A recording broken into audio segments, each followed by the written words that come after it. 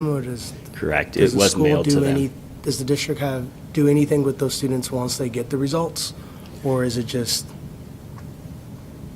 As part of, so when a student gets into their senior year, and others can speak better to this, they do begin more frequent meetings with their counselor to include talking about kind of, what's your future path look like, and that includes, especially for those students who are looking at college, be it a 2-year or 4-year institution, a review of their ACT scores, both the ones from the state assessment as well as any scores the student has from national assessments. More and more we're finding, application of the ACT to the world of work, so I can imagine those conversations would continue thereafter as well. And so counseling is very heavily involved in the school in a visceral way with student performance on the ACT as it relates to the national test and activities for that senior year. so is it fair to say that the counselor works with the student this school year that's a senior with their tests, their ACT score, and what they should be looking at, what colleges they should be in their range? That is my understanding. I can certainly let you know if it's different from that, but so far as my understanding is, that is exactly what happens with all of our senior students as they move towards that benchmark of graduation. Okay. Thank you. Absolutely. Ms. Gotting. Sorry, Mrs. Gotting. Okay. So I can maybe answer a little bit of that. The district pays for, and we approve every year, subscriptions to Naviance. Naviance includes all of your test scores and the profile that you as a student have created for yourself based on your interest levels. And so when your counselor is meeting with you, it may get as granular as, do you want to be on a campus that has a Starbucks? We'll find that school for you. I mean, you really can put in the definitions of what you want. So as a student who is progressing into their senior year, I know my students ran their Naviance match schools and then took a look to see where that was really where they wanted to apply, met with their counselors, had some more conversation, obviously conversation with parents as well. So there's a lot of effort, and Naviance starts when I think kids are in 5th grade, 7th, sorry. Dr. Bond, thank you. So I had a question. Did we end up having students do the writing component? I missed, I'm sorry. We did. No, it's fine. It's part of what makes up the ELA ACT score, so Okay. writing, English, and reading all got smashed together. So what is the range of score on that? Has it changed? Is it 1 to 4 or is it 1 to 7? 1 to 4 on the 1 writing to test. 4, okay. And I would say from a parent perspective, that is really hard to have your child take the writing component as well. They get really tired, and so if you're not prepared for that and you're not ready to go into that, you really have to do a practice run where you're doing 5 hours of testing either at home or a run through at school to get a sense for what the day is going to look like. So I appreciate the tests, but I know that's really, really a hard thing. To Mr. Perlman's comment, I'm wondering, because I know this happens, right? Kids come in, they mark A for everything, put their head down. So do we get, because if you pay for, as a parent, there are certain ACT tests during the year, not all of them, where you can get the child's answers and the correct answer. Do we get that on this particular state test? Because that's really very valuable for a parent. They send you back the test book, and they also give you that sheet that shows you what your child marked and then what the correct answer was, so that you can nail down the specific skills and strategies that your child needs to work on. So I guess I would ask at the state level, what if that's not something we shouldn't be working toward? I mean, I would think that's what we want.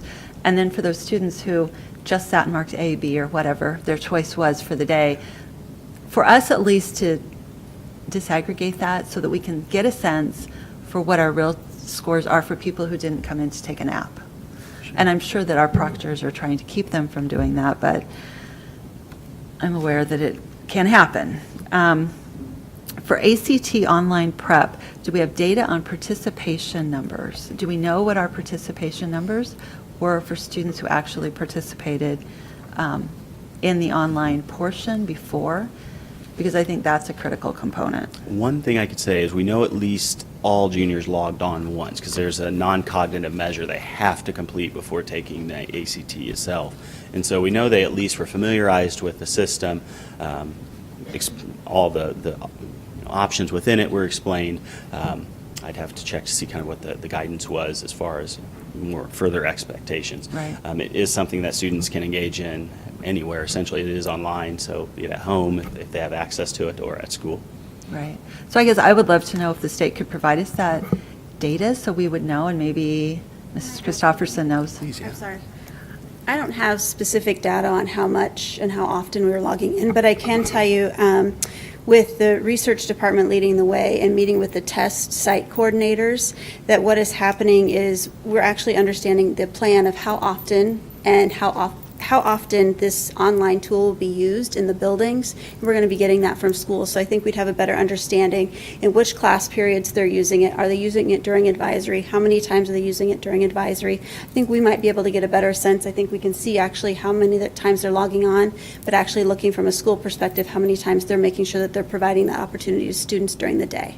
That's great. Okay. And I think also, I mean, I would just toss this out with that. A lot of our private schools offer an ACT prep class that is a semester-long class, and it's during the school year. I guess I know we've done some stuff in the summertime. Are we offering We are. during the school year, semester-long classes in all of our buildings? We are not currently offering in all of our buildings, but we do have it in 4 of our buildings. We do have the curriculum that any school would be able to do that. It's about finding time to put that in their schedule and making sure they have a teacher to teach the course. And so we do have the curriculum to do it and the resources, and we just have to work to see how we can possibly add that to all of our buildings. And it is a semester course, and that is something that we've worked on. Perfect. That's great. I know you and I have talked about that before, so thank you very much. That's a great answer. On the page here that has the 2016-17 National Graduate Report results, was that a specific, and I know I've asked this question before, but I think it's just good for all of us to know the answer again. Was this a specific date of a test, or was it that student's best test date that they had during the course of that particular year? Actually, it's the latter, with the exception being across the span of their time. Okay. So it could be, they may have knocked out of the park their freshman year. Probably not, but they it could do? have been. Yeah. It takes their top score throughout that time. Okay, awesome. That's what I wanted to know, if we are actually looking at that particular component.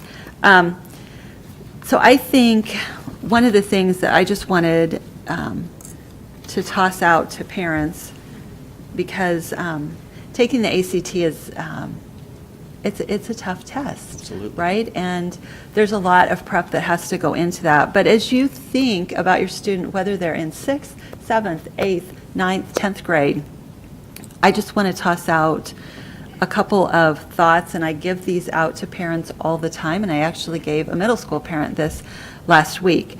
There's a website called Wolfram Alpha, WOLFRAM, alpha, ALPHA.com. It does cost a little bit of money, but your child's math score will go up dramatically, and it might be something that our teachers could be looking at. The other thing that's really out there that's Wolfram Alpha. And I actually was online and actually had one of my children last week say, you got to get this for me so I can understand the concepts. But Khan Academy is another one that we spent a bunch of time at our conference last year talking about Khan Academy. So if students are taking the PSAT, you can put your PSAT score in there.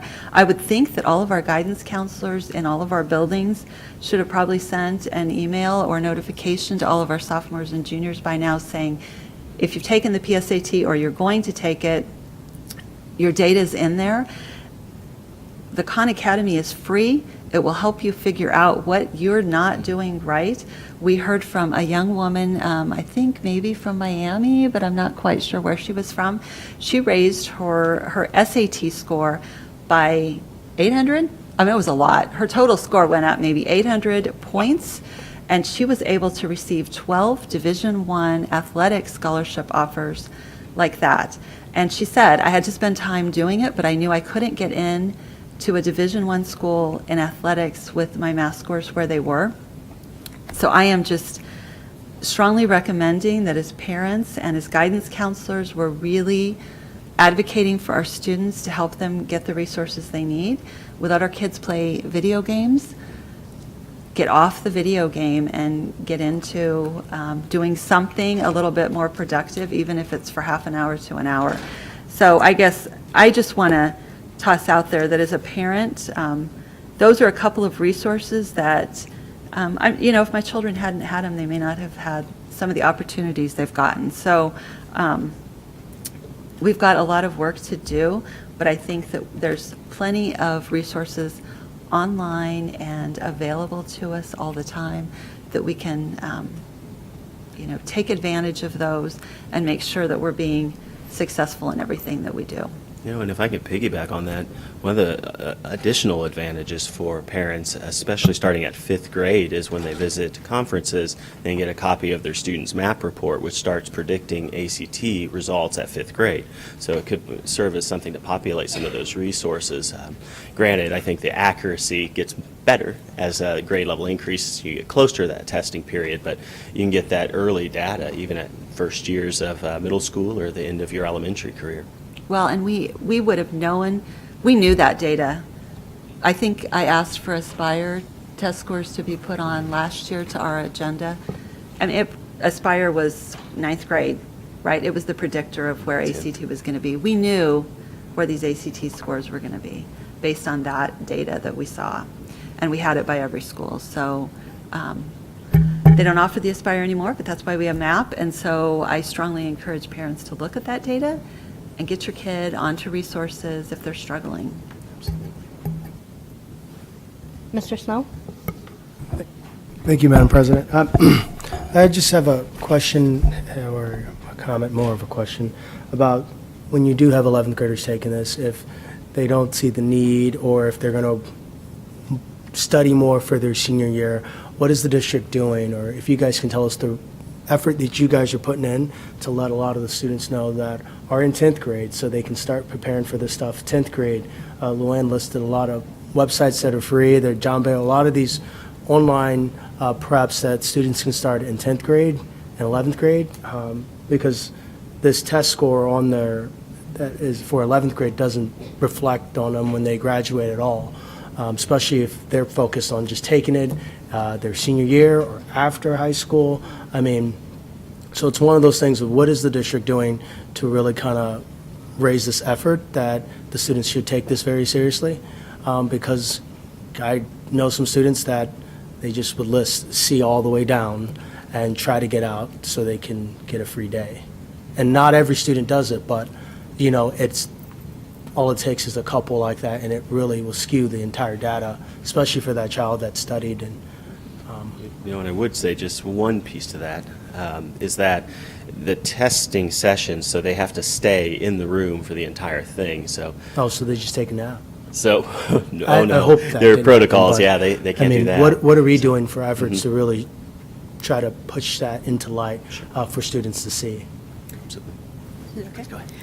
Sorry. One of the things that we're working on as a collaborative unit, there are several different departments who have worked to help support ACT research, curriculum, also our executive directors, and just hearing what Luann is saying in regards to the parent component. And also, of course, school counseling. Can't do it without Nancy Bond and her team. We're actually going to be sitting down and putting together a collaborative, I'm just drawing something up here, a chart, a matrix, to kind of help to illustrate all of the different things that we're doing, from the benefits of ACT, which our district communications did a great job of putting out information to parents, teachers, and everybody about why is ACT important, how can this benefit for you in the future. And I think what we found on the day of the testing was that students really took it seriously. We didn't find too much of that once they got in there, they recognized it, everybody rose to that occasion, and to have that much participation, that meant you didn't have too many people who were sent out who were not participating to where they needed to participate. I can't say whether they marked certain things, but they were really there and not disrupting that testing environment, which lends itself to say our students, I think, are ready to accept this challenge. But creating some sort of document that talks about all of the different resources that we do have, because there are some open ed resources that we have available to us from the state. What are those? What are the benefits of those? How do we put those in students' hands? Taking that and looking at it from a student perspective, a parent perspective, a building perspective, and also the district. What are we doing to help support everything that needs to be happening to ensure that our students can be as successful as possible on the ACT? And that's a collaborative effort, and actually a meeting's getting started tomorrow. It's been a chart on the wall, and now we're, with the scores and everything, we're ready to move forward to see what we can do to help Is that just solidify for some 11th things. grade, or is that, I think what grade level are you starting to? I want to do it for all. Oh, I okay. haven't really talked to the whole group yet, Okay. so we'll see I'm what sorry, they I say to don't me wanna tomorrow. let the crowd, But yeah, we'd really like to see what are we doing that helps even at those middle grades, because that does start influencing in determining what courses are you going to start to take once you get to high school. All of those open doors, gateways to taking different classes, and so how are we helping to prepare that? So we'll see how large it goes, but I know we'll definitely get the 11th, but we'd like to see it expanded in my hope that helps. Thank you. And actually, you might have to come back up here, because that kind of branches into a question that I had. Because I've had some people ask, well, are there ways that we can harness that release day for the students in 9th and 10th grade? Whether that's giving them a chance to take the ASVAB, giving them a chance to take some type of pre-ACT test or career exploration things that they could be doing during that day instead of just having a day off. And so I was wondering if we have discussed anything like that, and if we did something like that, is it like a hard set that they can only have access to that online prep for 1 year? Because if they had longer than that, say they took that practice exam on that release day in 10th grade, then they'd have a full year of preparation and practice before they took it as an 11th grader, and they'd have another good few months of practice before they would start taking it as a senior as well. Good. The one thing I would say, certainly we entertained some of those options, but when we got the guidance from ACT about who can proctor, so you can't know a kid who's taking the state assessment to be related to him or otherwise to be a proctor. So some of the proctoring expectations made it so in many ways it was all hands on deck, just to have room monitors, folks to be runners between rooms, someone to supervise when students were on breaks, because we can't have access to their cell phones in the room. There are a number of rules that make it really difficult. Though it's certainly something we've considered, and as we move forward and hopefully some of those logistical challenges will be reduced, we can look at other opportunities for that day, because it is an important day. I would agree. I think those are all the things, because we did consider what else can we possibly do, or are there other things that we can do? Because in the past, we have had one of those days that we've had ASVAB going on and just doing different testing. But we've also, since we couldn't do it that day, are there some other dates that we might take a look at that we can really incorporate for different grade levels to have some opportunities? I had a couple other observations. I will get you down. I just happened to notice this because I was going through things in my little cube over there and found our sheet that we had gotten earlier this semester that had the 2017 graduating class information on it. And when I was looking through the presentation, I noticed that if you look at the difference between on track and the ACT benchmark, in most of the areas it's like 2 to 3 points. And so it might be just my assumption, but to me that I kind of read that as, okay, people expect that between your junior and senior year, if you're on track to meet the benchmark, you're going to go up 2 to 3 points. And so I ridiculously unscientifically averaged out our 3 subscores to come up with the junior average, and then compared that to the senior average for the students that took the ACT in 2017. And almost every school had 2 to 3 points difference between the juniors last year and the seniors last year, which you absolutely cannot scientifically compare because it's 2 different groups of students. But I found that really interesting that 2 to 3 points was still kind of an average. I don't know specifically what we need to do to increase our averages, both at junior, and the senior level. But I also know ACT is not the only indicator of college success.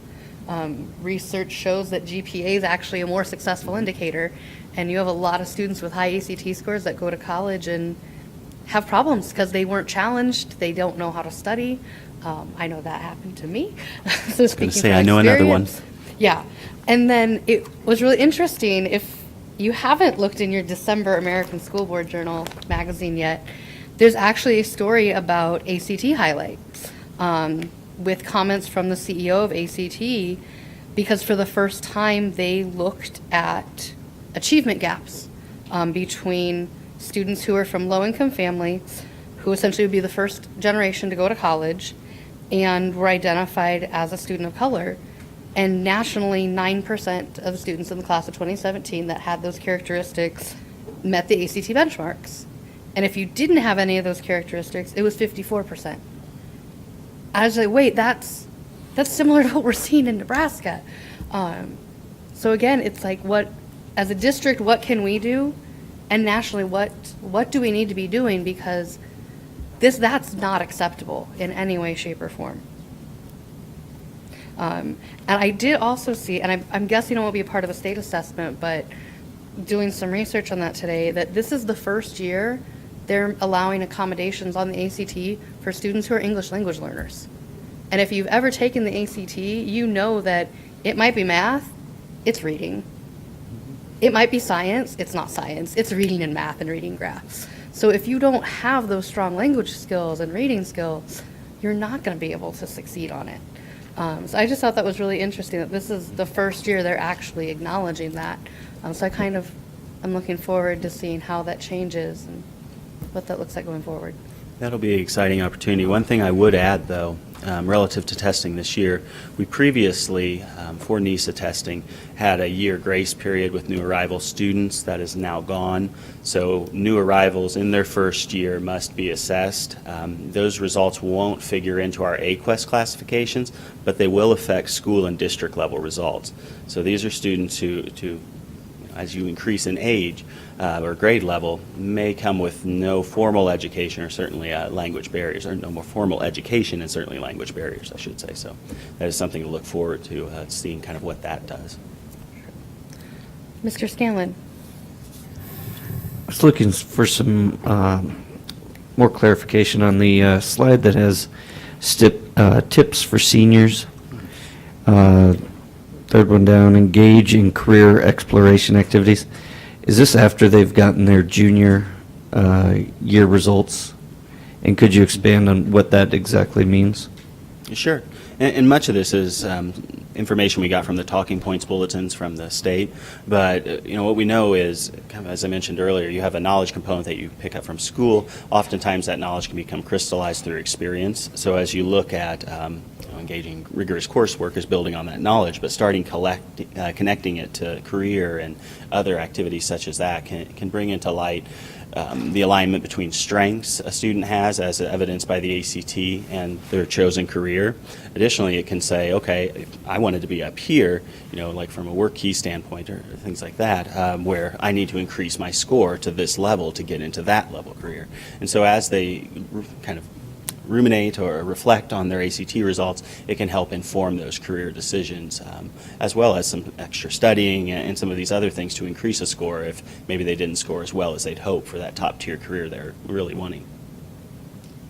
At any point in this process, do we encourage our students to plan for not going to college? That, the scores that you have in your GPA just aren't lining up? You encourage you to continue to try to improve, but you should really have a plan B ready in case those scores don't improve? Boy, I'd have to ask for help on that one. Ms. Bond, if you will. Thank you. The personal learning planning conferences that were mentioned earlier are opportunities for our counselors to sit down with students twice a year and really talk with them about what they want in their future. And our emphasis on college and career readiness goes back to the individual plans that student has for him or herself.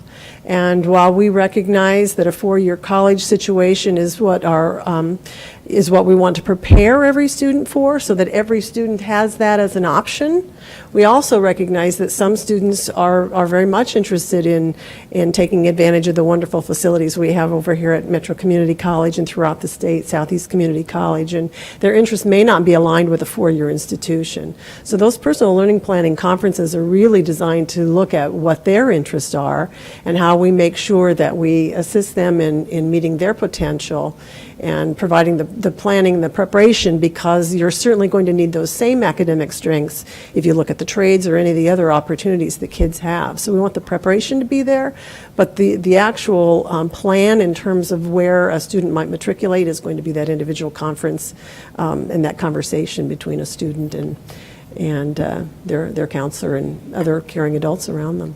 In that conversation, is it discussed, just pretty, bluntly that, yes, maybe I wanted to be a doctor, but I just didn't have that academic mentality to accomplish that.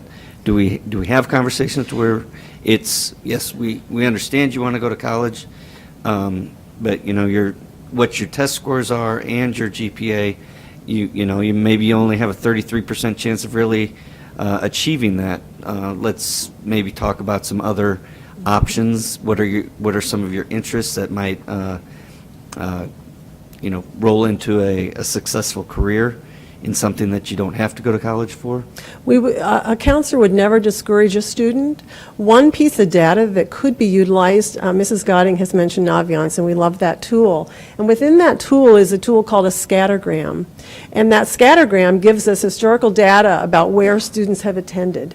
And it gives us information about students who were accepted into open enrollment schools, a typical four-year institution, a highly selective school, and it will give us the intersection of GPA and an ACT score that a student needed in order to be admitted into that school. So while we would never discourage, if there were a student who maybe there was a question of whether or not an acceptance might be a possibility for that student, we could pull up a scattergram for that individual school and help that student see that historically kids with X ACT and X GPA were accepted into that school, and kids without that were not. So then it's really a matter of just really looking at the clear data about what has happened in terms of the previous students from that school attending the post-secondary institution a student might be interested in. Well, I guess I bring this up because while we're talking about, wanting our students to go on to college, we ultimately want them to be successful at career and life, and looking at the proficiency of, a lot of these to where it's, maybe in the 50% range, if we're just focusing on students that have that opportunity to possibly move on to college, we're ignoring 50% of our students that are not going to go to college, or that are not going to attend a four-year traditional college program. And I just think that, not having those open conversations and honest conversations with our students can hurt them and send them into potential failure and a lot of wasted money, to where maybe we could point them down a different direction, that they have a higher chance of succeeding and attending a two-year program or a trade program or something that is more attainable for them. And then as they continue their learning process, then maybe they can move on to a four-year degree after that. But looking at this data, I just feel like, okay, yeah, we want everybody to go to college. I get it. But reality, let's talk reality. Not everybody can go to college, whether it's because of academic level of knowledge or financial. And I think that, I've stressed it for a number of years being on the board. We need to stop acting like every kid has to go to college. And we have to have those honest conversations with our students that, hey, you know what? Your GPA and your test scores just are not up to getting you into that college, let alone succeeding at that college. Sure. So I would really encourage our guidance counselors to, expand that. Hey, you know what? You'd be a great auto mechanic. That's what you're interested in. This is a better path that you can go down, and you won't find yourself in a pile of debt later on because you tried to go to a four-year college. Sure. And we certainly do have that conversation about debt. We have a very vibrant FAFSA completion initiative to make sure that kids have, funding and complete the FAFSA so that they have that opportunity. But the community college also, that setting does benefit from kids who have taken the ACT as well, and they will accept those scores. So it certainly isn't as though we're saying four-year when we use the word college. We truly are meaning that term. If you want a 6-week CDL license, you'll go to Metro Community College to obtain it. So we really are using that term in a broad sense. We have a number of open enrollment institutions in Nebraska. The entire state college system is open enrollment. So you can go to a Wayne State, you can go to Chadron, you can go to Peru with any ACT score.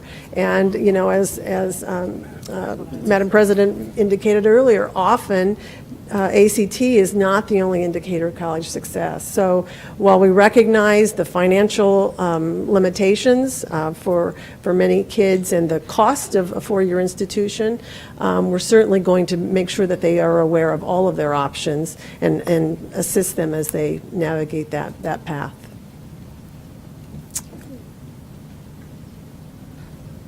Mr. Snow? Thank you, Madam President.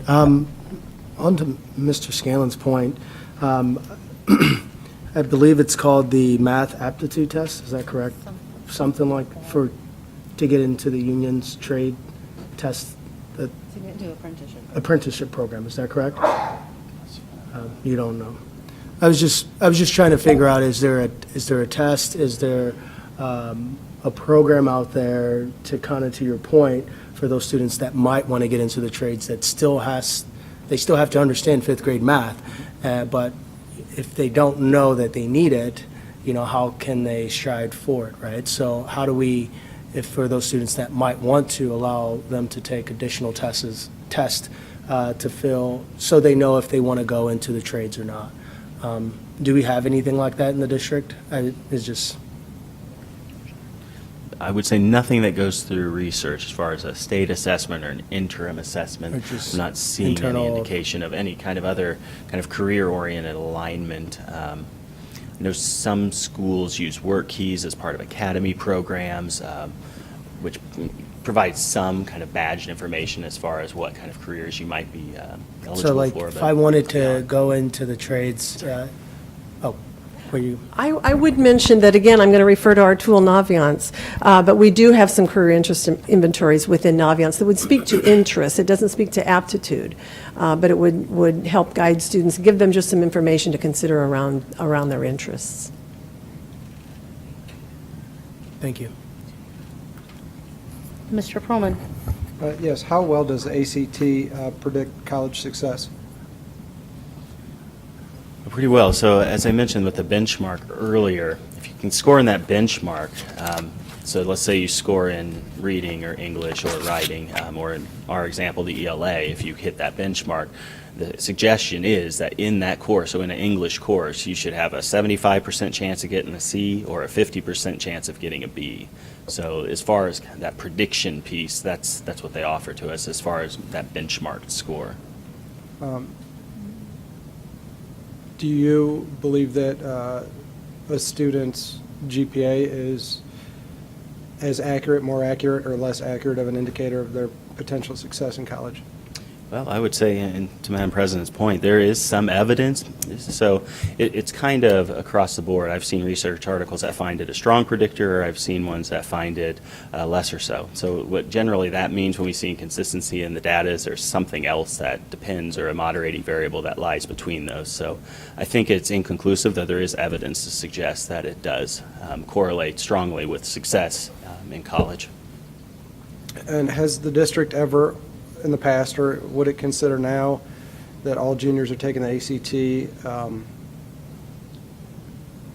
correlating individual students' GPA with their ACT to try to see if, just to kind of get a baseline to see if there's grade inflation or not, or you know, I mean, you know what I'm getting at, just to make sure that, you know, we're not seeing students with 4.0s who are getting 14s on the ACTs. Sure. No, that is something we generally do, especially when we've had a little time with an assessment in our hands, is some of those correlations, just to see, you know, is a math score or math grade. It's more at a grade level, not to say a GPA overall, but like, okay, so if they got an A in this math class, what does that correlate to the probability of them scoring on the ACT? So we do look at that. I remember a study I ran, gosh, when I first started looking at what courses a student took in 8th grade relative to NISA performance, and if you expose them to rigorous subject matter, so if they get into that geometry course and fail, they often do better than students who are in a lesser course and get an A. And so looking at the effect of some of that rigor, so that in that instance you'd see a result you wouldn't necessarily expect, an F, and they did better, but really kind of teasing apart the influence of rigor and expectations and grades and how they influence other variables is certainly something we do. Absolutely. Mrs. Gotti? I think maybe, Mr. Perlman, I would maybe toss out that there's probably a more of a correlation between the course you took and how you did on the ACT versus what grade you got in the class and how you did on the ACT. And I'm going to just kind of make a couple of comments here as I wrap up, but and that goes back to that geometry component that I talked about before. So we offer our 8th graders to take geometry in 8th grade if they're a successful student, but we don't offer honors geometry to them. So there's a certain component of geometry that they never get, period. They never get it because they didn't get offered that class. And so now you're 3 years down the road and your ACT test has 16 to 17 questions on geometry. And so how does that how far back did they take that class to now be, relating it to ACT? So, and it goes back to my belief that you really need to be thoughtful in the number of in the students who you put into that class, because it can have a more negative impact on them in their high school years than what you would think, in my opinion. But we also, I think, should, this goes back to 9 years ago. I wanted to see traveling honors geometry teachers at our middle school level for those kids who are taking that, just to have that rigorous instruction by somebody who was always teaching geometry. So I think the correlation between the class that they take and when they took it ties very closely, because the ACT is purely built on algebra your freshman year, geometry your sophomore year, algebra 3-4, with 3 questions typically related to pre-calc, which you'll take your senior year. And so if you miss those questions your junior year, it's never considered that much of a downside. So I think what we see, and I went back and took a look at schools that would be, I would consider more your smaller scale school that can't have some of those AP test offerings, which are very valuable to our students, so I'm not discouraging that at all, how they did on ACT test scores versus how maybe some of our students did as well. And you'd have to break it all out, and there's a whole lot of diagnosing to that. I also think that there's we should take a look at AP test scores versus the class grade they got in the AP test class.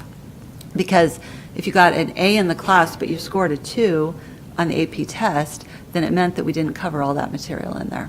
So, I think there's a whole lot of diagnosis that we could do on some of those high school classes. And I look forward to seeing, because I know our AP scores were out this summer, so getting those. But I think one of the things I just want to finish up on is when I look at this document and I look at the percentage of students meeting state proficiency, it goes back to Mr. Evans' comment, it goes back to Ms. Merrick's comment on math and where we're at as a state.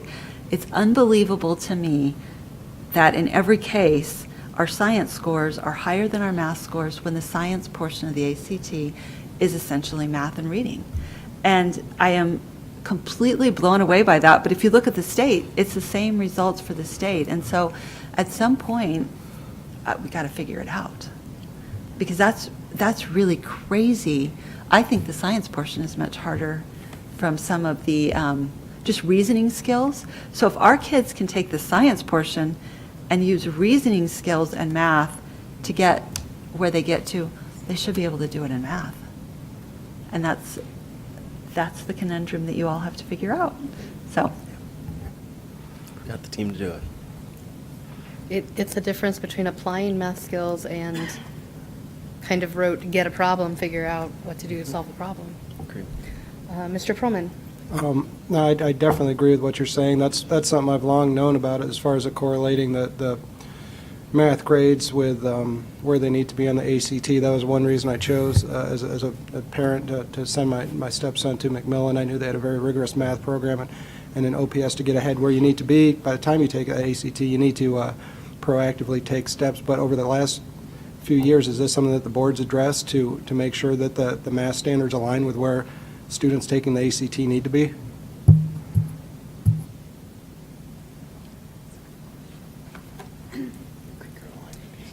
Yes, and actually what we've done this past summer in creating the curriculum guides is on the component that says what standard you're currently studying, it actually matches the standard for the ACT. So as the teacher is covering that material, you'll also know how that aligns with the ACT curriculum. That was one of the things that we did this summer.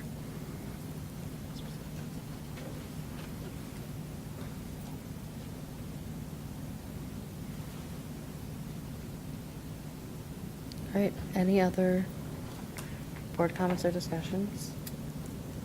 Do you have anything to add, Mr. Evans? Okay, thank you.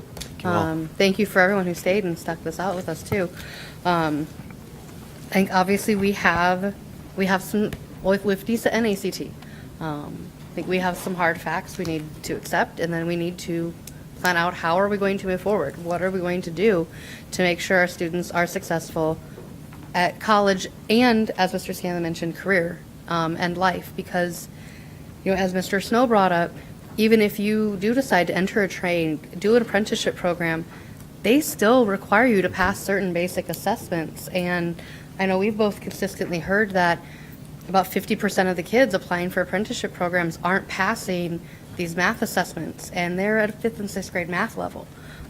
Which sometimes you forget those things, like fractions still throw me off occasionally because I don't use them every day.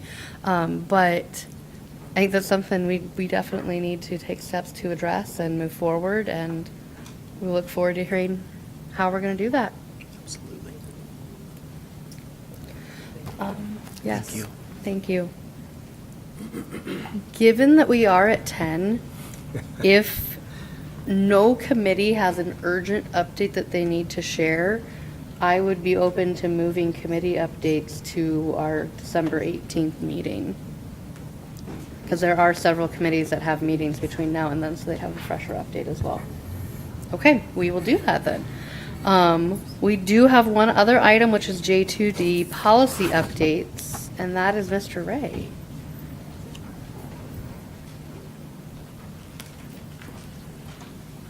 Thank you very much. The policy committee met and reviewed the attached policies. Mr. Perlman, did you want to say something before we get started?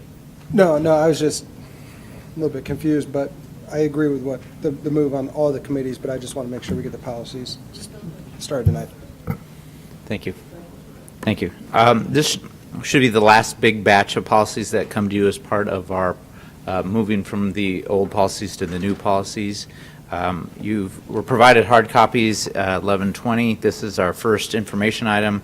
First reading will be the next meeting, and then the first meeting in January, because there's not much going on in January, so we should be able to get these done. So these policies are some of the old policies, and then moving into the new policies. So real quick, 3200, a little bit of a change in the way we spelled monies, adding chief financial officer. 3211 is the same as the old policy. 3580 is the same as policy 8.04. It defines the fiscal year. 4019 aligns practices with the policy on the work week of Monday to Sunday. 4420 is the same as previous policy 5.45, which was adopted in 2013 with a change of may to shall. 5306 covers campaigns or activities with some clarification in A. 5307 is again a policy that was 6.19. There's no changes. 5421, restraint and seclusion, was a practice moved to policy. 6113, just some clarification on visitation to classrooms and instruction. Was policy 11.02. Private teaching was 6.18. So that is policy 6359. 6410 was a complete revamp of the Title I parent involvement policy to align with the new standards and no longer No Child Left Behind.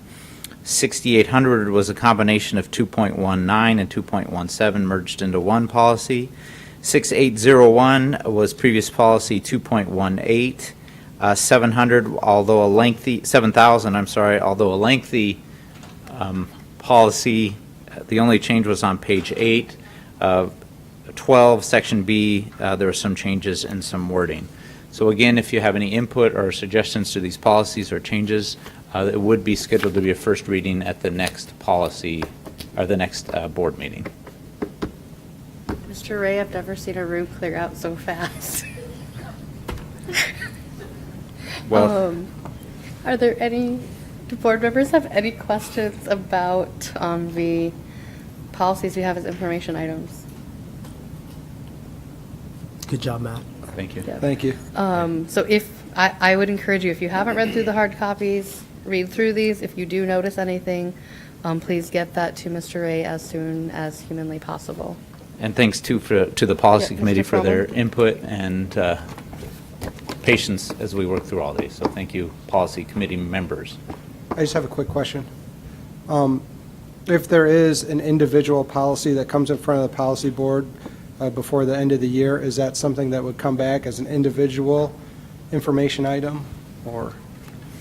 Well, if we meet, I think next Monday, and then if we have any additional policies before, I can add it to part of the first reading of this batch, Okay, if that's answering the question. absolutely. Yep. Thanks. Okay. All Thank right. you, Mr. Ray. Thank you. We don't have anything under receipt or reports, so Mr. Snow. I move that the Board of Education go into closed session for the protection of the public interest and the prevention of needless injury to the reputation of individuals, to discuss with the superintendent, secretary to the board, Charles Wakefield, and legal counsel. Negotiations, pending litigation, and legal advice. Okay, we have a motion. Is there a second? Second. Okay, we have a motion by Mr. Snow and a second by Ms. Ryan to go into closed session.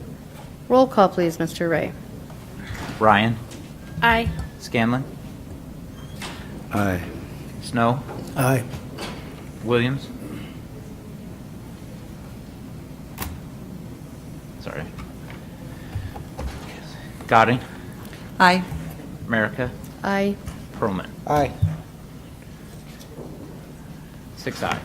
Motion carries. Let me remind the board that the purpose for closed session is for the protection of the public interest and for the prevention of needless injury to the reputation of individuals, to discuss with the superintendent, secretary to the board, Charles Wakefield, and legal counsel, negotiations, pending litigation, and legal advice. Let the record reflect that the board went into closed session at 10:14 p.m.